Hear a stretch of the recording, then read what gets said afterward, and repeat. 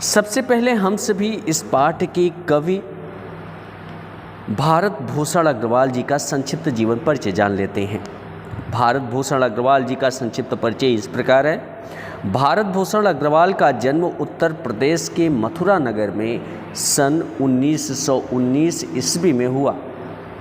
इन्होंने आगरा विश्वविद्यालय से अंग्रेजी साहित्य में एमए की उपाधि प्राप्त की।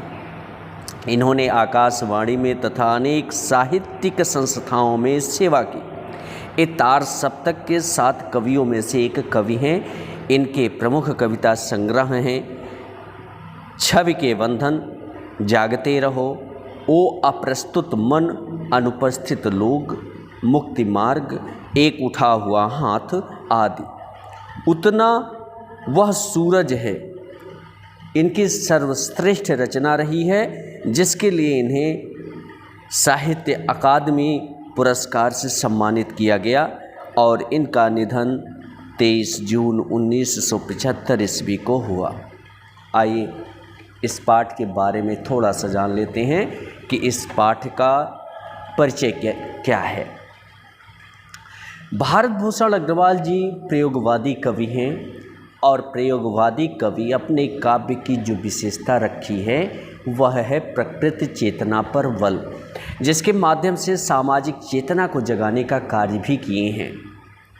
कवि जब क्यारी अर्थात बगीचे में खिले हुए फूलों को देखते हैं तो उनका मन तृप्त हो जाता है और वे उनके मुख से अनायास ही बसंत ऋतु की प्रशंसा करने के लिए शब्द निकल जाते हैं। तभी एक छोटा सा फूल रहता है जो सुनता रहता है और वह कवि से कहता है कि हे कवि, आपने तो वसंत ऋतु की प्रशंसा कर दिया, लेकिन उसको इतना सौंदर्यशील बनाने के लिए किसका योगदान है यह तो आपने नहीं बताया। उसने कहा कि इसको इतना सौंदर्य बनाने के लिए हम लोगों का योगदान रहा है, हम जैसे छोटे छोटे फूलों का योगदान है, तभी वसंत ऋतु इतना सुंदर लगता है। और कवि ने उस फूल के माध्यम से समाज को एक सीख दिया कि हमेशा सफलता के पीछे किसी न किसी का योगदान होता है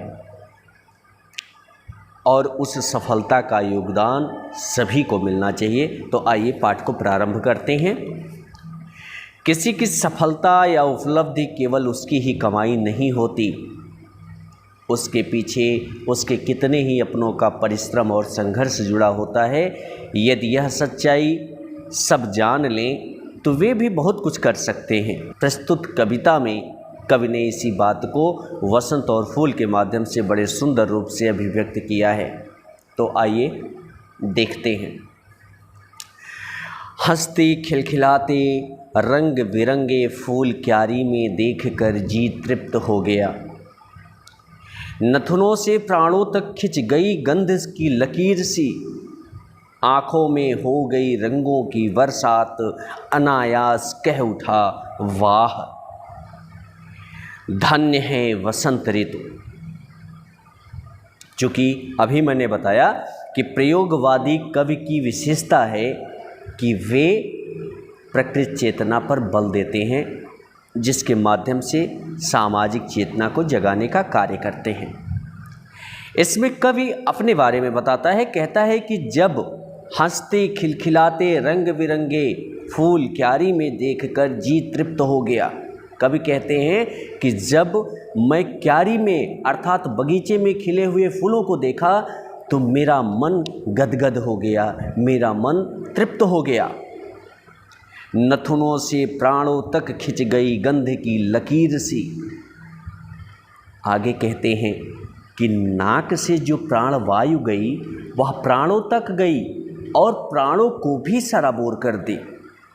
इतना ही नहीं, कहते हैं आँखों में हो गई रंगों की बरसात, अनायास कह उठा वाह।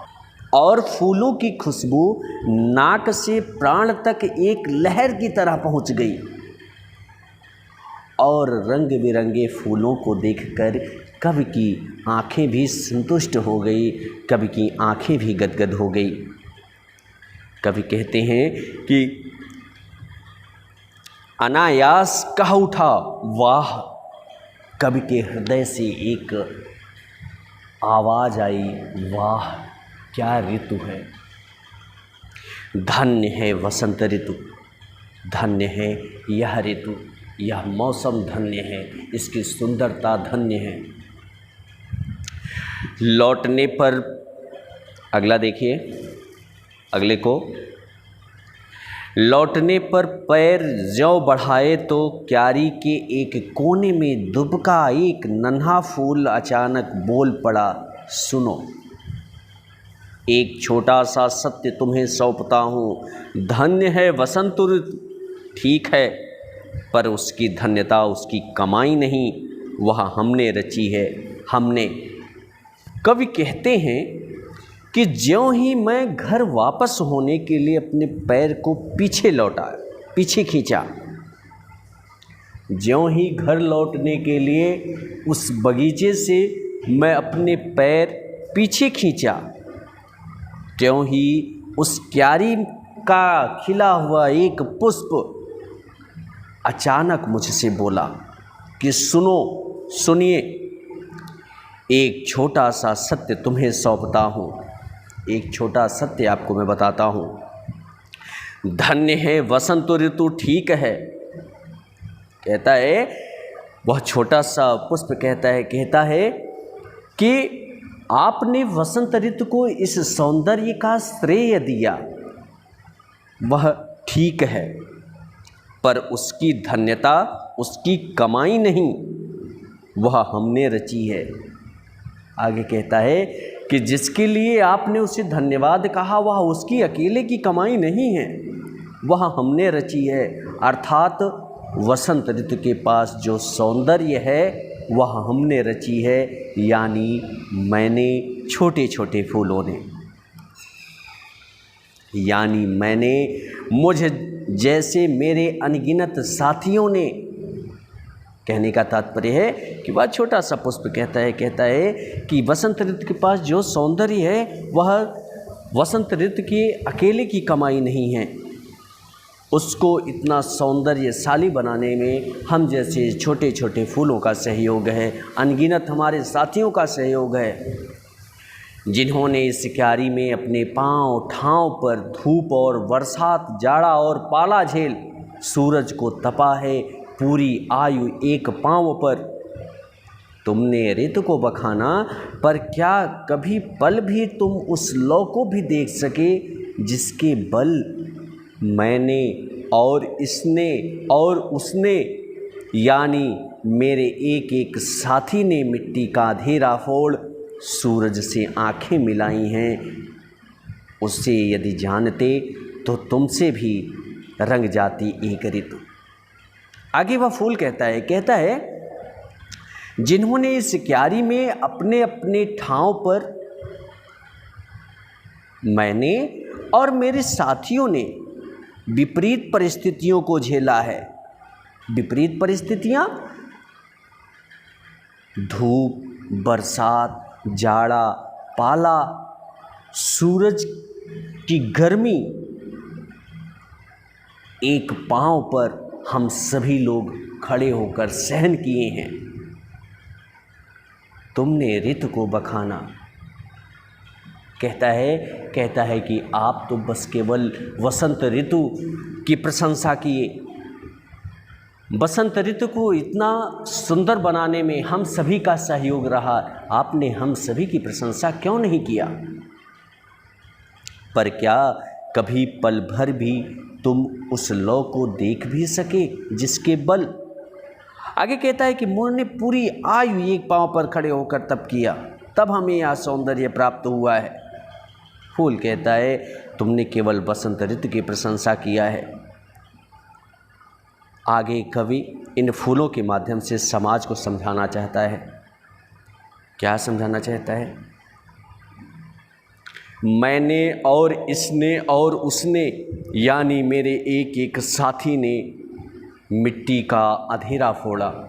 फूल कवि से कहता है कि मैं मेरा यह साथी, मेरा वह साथी, यानी हम सभी साथियों ने मिलकर मिट्टी के अंधेरे को फोड़ा है। अर्थात मिट्टी में दबे हुए बीज जब अंकुरित होते हैं तो वह मिट्टी को अलग कर देते हैं। उसी को कहता है कि हम लोगों ने अलग किया है। सूरज से आंखें मिलाई, सूर्य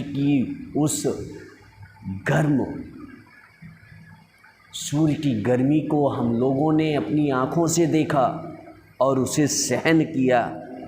यदि जानते तो तुमसे भी रंग जाती एक ऋतु।